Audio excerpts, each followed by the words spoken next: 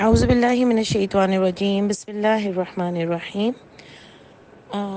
ہماری آیت نمبر سورہ آل عمران کی 21 چل رہی تھی، بلکہ 20 ہم نے کی تھی۔ اس میں ہم نے کیا دیکھا تھا شروع میں کہ اللہ تعالیٰ نے فرمایا کہ دین اللہ کے نزدیک صرف اسلام ہے۔ مطلب اسلام سے مطلب میں نے آپ کو بتایا نا کہ جو شروع سے دین چلا آ رہا ہے نا، جب سے کتابیں آئی ہیں، اللہ تعالیٰ نے جب سے کتابیں نازل کرنا سٹارٹ کی ہیں، اس وقت سے ایک ہی دین ہے۔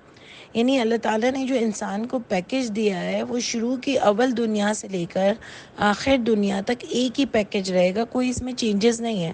چینجز کتابوں میں کیا ہوتی ہیں کہ جیسے نبی گزرتے ہیں تو ان کے واقعات اس میں ایڈیشن ہوتے ہیں جو بعد میں ڈال دی جاتے ہیں۔ نبی کریم صلی اللہ علیہ وآلہ وسلم کے زمانے میں کچھ کوشچنز ہوئے، ان کے آنسرز دیے، تو ان کی کتابوں میں بھی ایسے کچھ کوشچنز ہوتے ہوں گے کہ جیسے کوئی بات چل رہی ہے حج کی یا روزوں کی، جو آپ نے سورہ بقرہ میں پڑھا، اس میں لوگوں کو کوئی ہیر پھیر ہو گئی تھی، یعنی کنفیوز ہو گئے تھے لوگ، تو اس کو اللہ تعالیٰ نے مزید کلیئر کیا کہ جو انہوں نے باتیں بدل دی تھی اللہ تعالیٰ کی، اس کو اللہ تعالیٰ نے، جو اختلاف ہو گیا تھا ان کے درمیان، ان کو اللہ تعالیٰ نے کلیئر کیا۔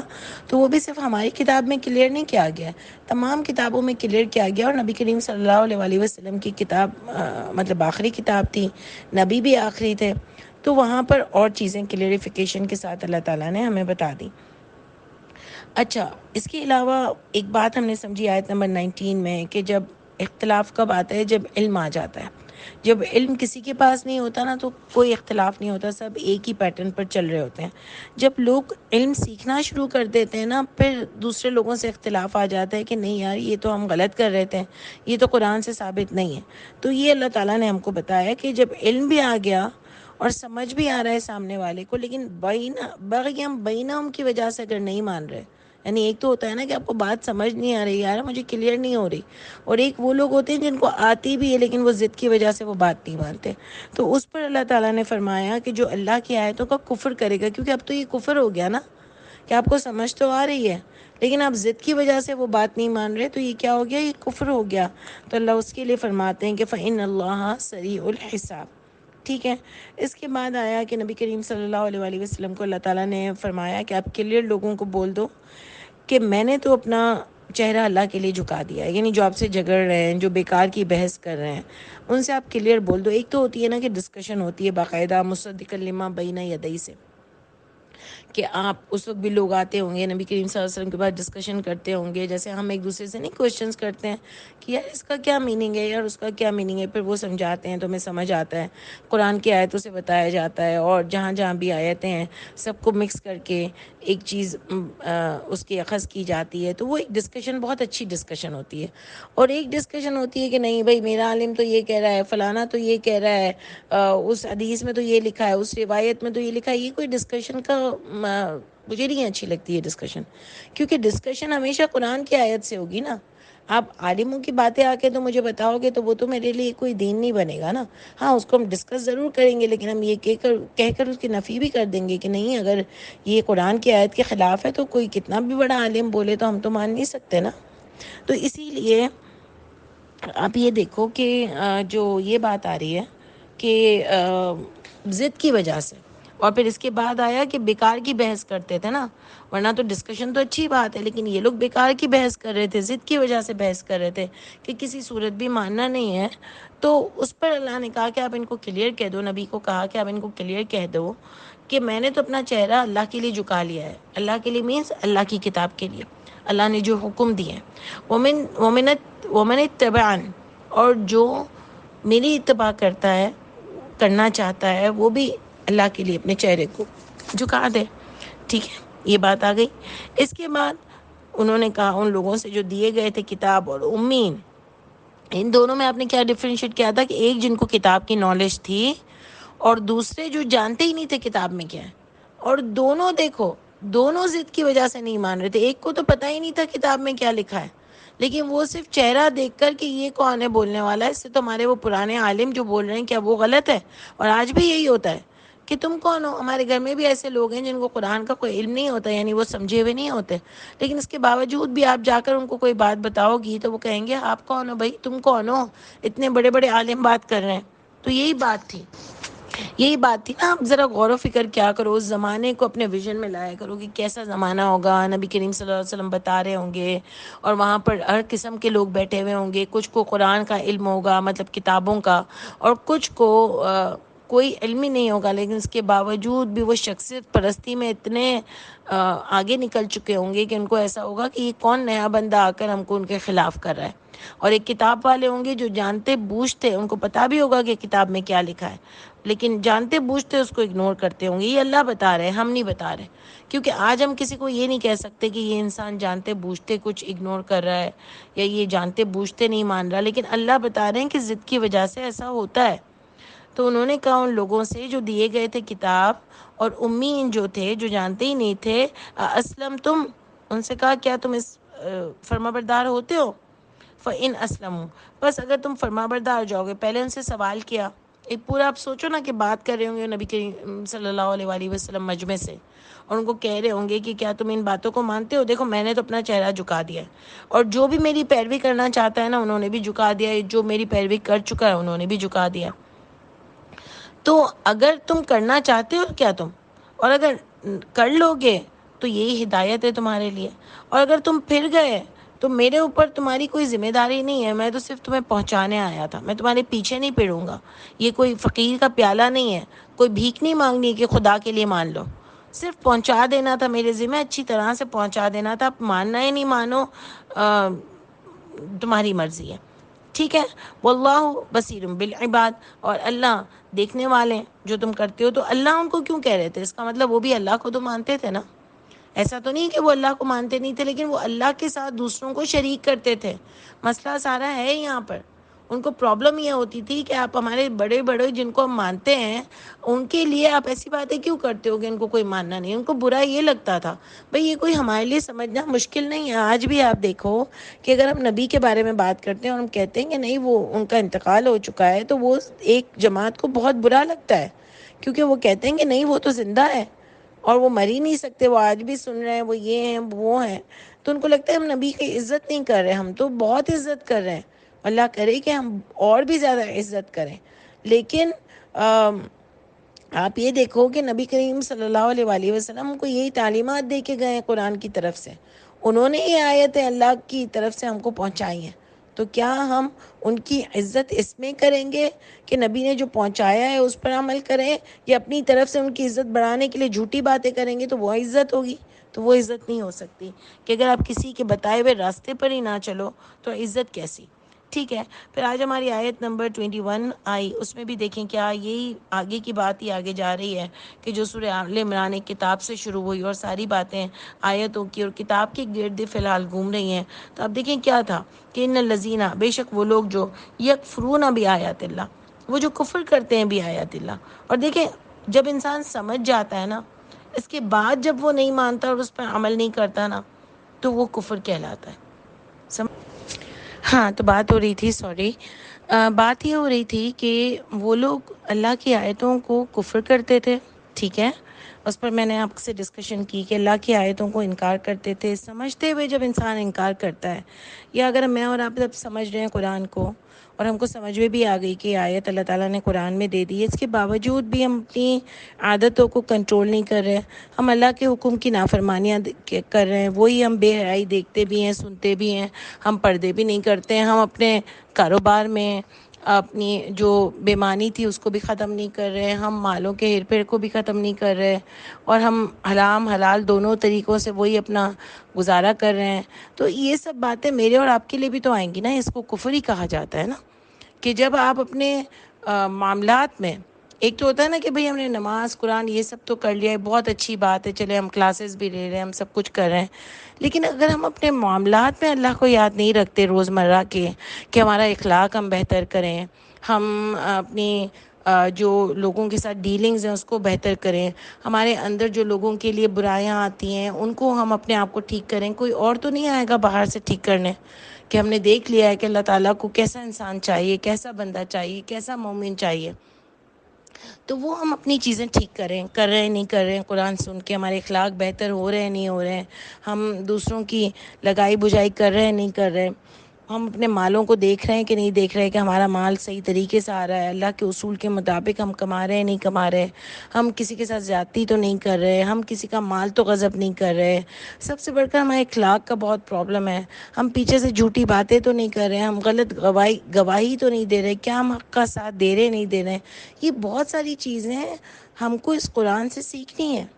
اللہ ہم کو ایسے کریکٹر، ایسی پرسنالٹی کا انسان دیکھنا چاہتے ہیں. تو کیا ہم ایسے ہو رہے ہیں؟ ہم کو بہت ابھی کام کرنا ہے اپنے آپ پر، بہت محنت کرنی ہے اپنے آپ پر، کیونکہ اگر ہم اللہ کی خوشنودی حاصل کرنا چاہتے ہیں نا، اور قرآن جیسا انسان بننا چاہتے ہیں نا، تو ہم کو اپنے اوپر کام کرنے کی ضرورت ہے. اس کا مطلب یہ نہیں کہ آپ لوگوں کو نہیں بتاؤ گے، لوگوں کو بھی بتاؤ گے. جیسے مجھے اپنے اوپر بہت زیادہ کام کرنے کی ضرورت ہے، مجھے لگتا ہے آپ لوگ سب مجھ سے زیادہ اچھے ہو، بہت اچھے ہو، لیکن مجھے کرنے کی ضرورت ہے. لیکن میں بتا بھی اس لیے رہی ہوں کہ میرے اندر اور چینجز آئے، مجھے حق کی سمجھ پڑی ہے تو میں لوگوں تک بتاؤں. ٹھیک ہے نا؟ تو یہ سب آپ کو بھی کرنا ہے، آگے بھی بتانا ہے. اپنے اندر اپنے آپ کو کبھی نہیں بھولنا. ایسا لگتا ہے کہ جب ہم قرآن پڑھتے ہیں اور ہم لوگوں کو بتانے لگتے ہیں نا، تو ہم کو ایسا لگتا ہے ہم نے پورا کام کر لیا اور ہم بہت نیک ہیں. نہیں، اس کے ہم کو اور شرمندہ ہونا چاہیے کہ میں بتا بھی رہی ہوں لیکن میرے اندر وہ کوالٹیز نہیں آ رہی ہیں. اپنے اوپر مجھے پہلے توجہ دینی ہے، ہر لحاظ سے اپنے آپ کو پختہ کرنا ہے. اور اگر مومن کو یہ یقین ہوتا ہے نا کہ اس کو مرنے کے بعد اللہ کے سامنے اٹھ کے پیش ہونا ہے، تو وہ بات اس کے اندر چینجز لا سکتی ہیں انشاءاللہ تعالی. تو دیکھیں، یکفرون بآیات اللہ کو ہم یہ سمجھیں گے کہ پورے ان لوگوں پر نہیں لے جائیں گے، اپنی ذات پر بھی لائیں گے. وَيَقْتُلُونَ النَّبِيِّينَ، اور وہ قتال کرتے تھے نبیوں سے، یعنی لڑائی جھگڑے کرتے تھے، بحث کرتے تھے بغیر حق کے. دیکھیں یہ پوائنٹ ٹو بی نوٹڈ ہے، بغیر حق کے، یعنی بغیر کوئی سینسیبل ڈسکشن کے. جو میں آپ کو بتا رہی تھی، حق کیا ہے؟ حق قرآن ہے. قرآن کے بغیر بحث کرتے تھے نا کہ اس عالم نے یہ بولا، فلانا عالم نے یہ بولا، یہ تو اتنے سالوں کے کورسز کیے ہوئے ہیں، کیا یہ غلط بولتے ہیں؟ انہوں نے تو سب، ان کے پاس تو اتنے لوگ سننے آتے ہیں، ان کو تو پورا لوگ مانتے ہیں اور دنیا مانتی ہے، اور یہ تو حرم میں جا کر بھی درس کرتے ہیں. تو کیا یہ ان باتوں کی دلیل ہے کہ بھئی یہ صحیح ہے؟ اور یہ بہت اچھے انسان ہو سکتے ہیں، لیکن ضروری نہیں کہ ان کی ہر بات صحیح ہو. قرآن سے بات ملنی چاہیے. نہ میں صحیح ہوں، نہ آپ صحیح ہو، نہ کوئی اور صحیح ہے، صرف قرآن صحیح ہے. حق تو صرف قرآن ہے نا، تو ڈسکشن بھی صرف اسی سے ہوگی. ہو سکتا ہے میں نے قرآن کی کوئی آیت کو غلط سمجھاؤ، تو کوئی مجھے آپ قرآن کی آیت ہی صحیح بتا دو نا، کہ آپ اسے صحیح سمجھو، تو میں فوراً مان جاؤں گی. اور ایسا بہت دفعہ ہوتا ہے کہ ہم قرآن کی آیت کو صحیح طریقے سے سمجھ نہیں رہے ہوتے، اور پھر جب دوسرے لوگ ہم کو اسی قرآن کی دوسری آیت سے اس کو سمجھاتے ہیں تو ہمیں بات سمجھ آ جاتی ہے. تو ٹھیک ہے، ہم غلط تھے اس معاملے میں. لیکن اگر آپ یہ لاؤ گے کہ اس نے یہ بولا، اس کا یہ فتویٰ ہے، ان کے تو اتنے کورسز ہیں، ان کو تو دنیا مانتی ہے، تو یہ سب چیزیں نا بے تکی ڈسکشن ہوتی ہیں. تو یہ لوگ بھی کیا کرتے تھے؟ بغیر حق کے ڈسکشن کرتے تھے. اور آپ نے پڑھا ہی ہے کہ کئی جگہ پر نبی کریم صلی اللہ علیہ وسلم کو بولتے تھے کہ یہ کون آ گئے، یہ کہاں سے بڑے بن گئے، ان کی کیا وہ ہے، استغفراللہ، حیثیت ہے. تو بہت ساری چیزیں ہم ان کے بارے میں کرتے تھے کہ لوگوں کو بتاتے تھے کہ یہ تو جادو ہو رہا ہے اس کے اوپر، یا اس کے اوپر تو شیطان آتا ہے، استغفراللہ. اس طرح کی باتیں کر کے ڈیمیج کرتے تھے، بے تکی باتیں. ٹھیک ہے؟ تو آپ دیکھو کہ بغیر حق کے بحث کرتے تھے. وَيَقْتُلُونَ الَّذِينَ، اور ان لوگوں سے بھی قتال کرتے تھے، لڑتے تھے، جھگڑتے تھے. یَأْمُرُونَ بِالْقِسْطِ، وہ جو حکم دیتے تھے انصاف کا، من الناس، لوگوں میں سے. یعنی اللہ کے حکم کو بتاتے تھے، ان کو انصاف کا حکم جو کہ قرآن سے ہے وہ بتاتے تھے، تو ان سے بھی جھگڑے بحث ڈالتے تھے. یعنی بغیر حق کے اوپر بھی آ گیا نا، تو اسی طرح عاطفہ میں بغیر حق کے نیچے بھی آئے گا.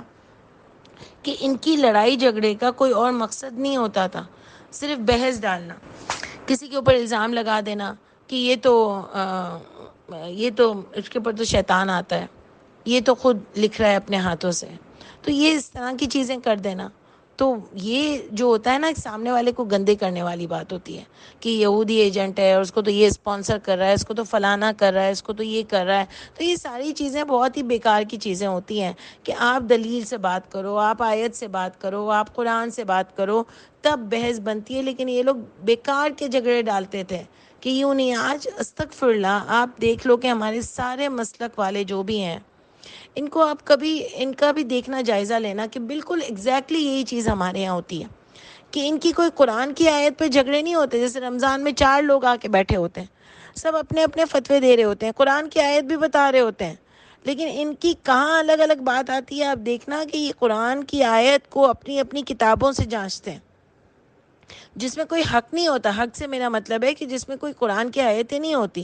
یہ کسی کی سینگ، کسی کی بات سے، کوئی روایت سے اس بات کو آگے لے کے چلتے ہیں. سب قرآن کو مانتے ہیں لیکن سب کی الگ الگ انڈرسٹینڈنگ ہے. کس وجہ سے؟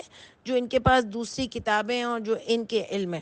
یہ چار بہت ہنس ہنس کے بیٹھ تو جاتے ہیں لیکن آپس میں ان کے اتنے لڑائی جھگڑے ہیں کہ ایک بندہ دوسرے بندے کو بولتا ہے کہ اس کی مسجد میں جا کے نماز نہیں پڑھنا. اتنے حد تک دشمنیاں ہیں.